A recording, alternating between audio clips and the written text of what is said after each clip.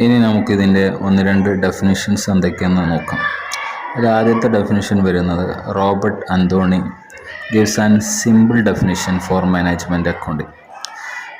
Robert Anthony എന്ന് പറഞ്ഞൊരു വ്യക്തി ഇതിനൊരു സിമ്പിളായിട്ടുള്ളൊരു ഡെഫിനിഷൻ പറഞ്ഞിട്ടുണ്ട്. അതെന്താണെന്ന് വെച്ചാൽ, according to him management accounting is the concern with accounting information which is useful to management. അതായത് അയാളുടെ അഭിപ്രായത്തിൽ മാനേജ്മെൻറ്റ് അക്കൗണ്ടിങ് എന്ന് പറയുന്നത് അക്കൗണ്ടിങ് ഇൻഫർമേഷൻ എന്താണ്, മാനേജ്മെൻറ്റ് യൂസ്ഫുള്ളാവുന്ന തരത്തിൽ വരുന്ന അക്കൗണ്ടിങ് ഇൻഫർമേഷനെയാണ് നമ്മളെന്ത് പറയുന്നത്, മാനേജ്മെൻറ്റ് അക്കൗണ്ടിങ് എന്ന് പറയുന്നത്.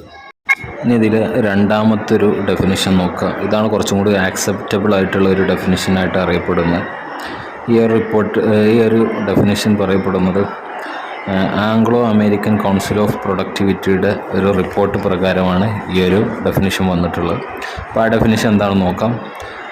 Management accounting is the presentation of accounting information in such a way as to assist management in the creation of policy and the day to day operations of the undertaking.